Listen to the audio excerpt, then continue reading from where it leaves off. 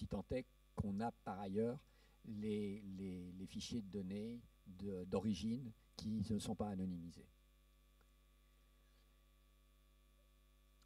Alors, il est interdit nulle part d'avoir deux jeux de données pour les mêmes séries, c'est-à-dire une série anonymisée, un jeu de données anonymisé qui permettent de les proposer en données ouvertes, et un jeu de données complet qui, lui, maintient les données personnelles et qui est archivé à long terme avec des délais de protection longs.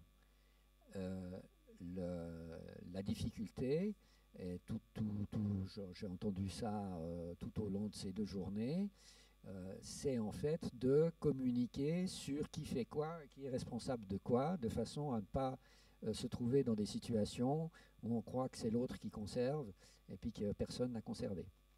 Donc c'est pour ça qu'en fait il faut développer une politique et des bonnes pratiques qu'on puisse marteler auprès de nos partenaires, qui sont les DSI, les DPO et les juristes, de façon à ce qu'on soit bien au clair là-dessus. Donc, je ne vais pas me répéter. Hein. Encore une fois, le fait qu'on s'en occupe... Alors, on peut se dire, quelque part, les données ouvertes, ce n'est pas le problème de l'archiviste. Eh bien oui, pourquoi? Parce que par effet de contamination, ça va amener des gens à se déresponsabiliser et amener probablement des comportements qui vont être dommageables pour la conservation à long terme des données qui comptent. Alors je vous ai dit qu'il y avait ce document de travail, vous trouvez ici le lien direct sur le document qui est géré actuellement par Open Data France. Malheureusement, je n'ai pas vérifié s'ils avaient fixé un délai de péremption sur les commentaires. Donc je vous incite, si vous avez quelque chose à dire, je vous incite vivement à aller rapidement voir ce document et poser vos commentaires dessus. Alors juste, je vous donne juste un aperçu pour que vous compreniez de quoi il est question dans ce document. C'est juste la table des matières, je ne vais pas plus loin. Alors c'est intéressant parce qu'il y a effectivement une liste négative, hein, les données à caractère personnel qu'il ne faut pas publier en open data. Donc ils ont déjà avancé en fait là-dessus, mais il est à notre charge de vérifier si cette proposition est valide pour nous et d'éventuellement rajouter des séries de données auxquelles ils n'ont pas pensé. Et puis ensuite, dans quelles conditions on peut ouvrir des données et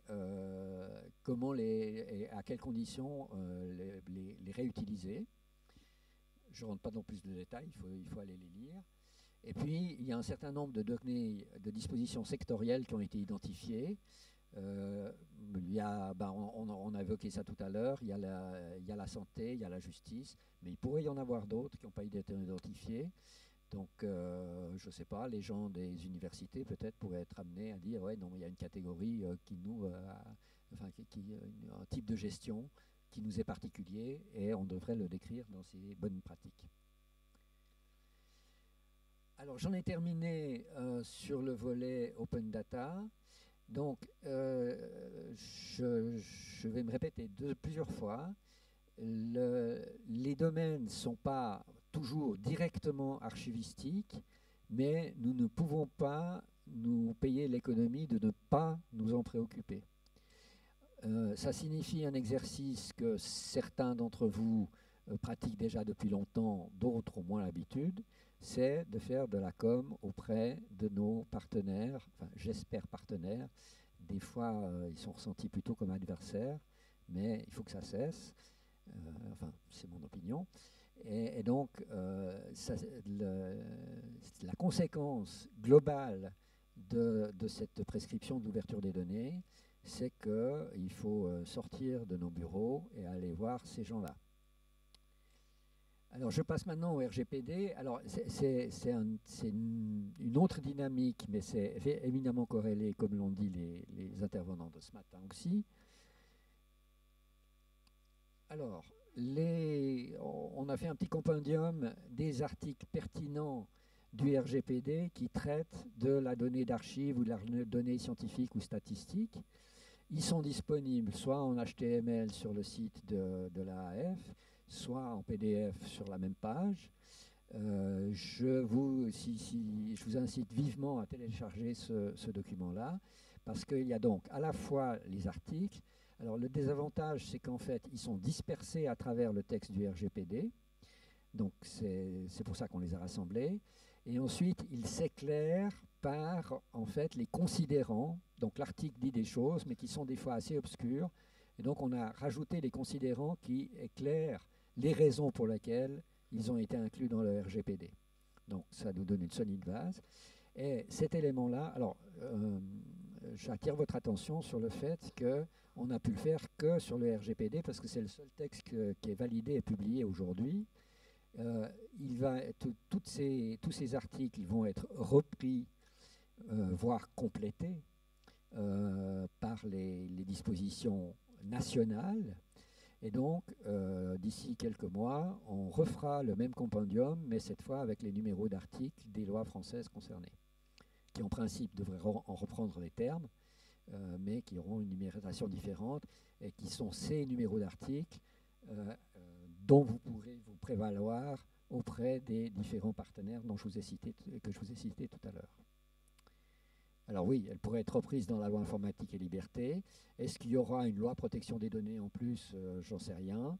On est encore en plein travail parlementaire, donc il faut attendre qu'il se finisse. Voilà, ça je vous l'ai déjà dit. Alors, comment faire respecter ces fameux articles concernant l'archivage? Alors d'abord en les connaissant, c'est pour ça qu'on les a mis à votre disposition. Et quelque part, indépendamment du numéro, je vous invite vivement à les apprendre par cœur.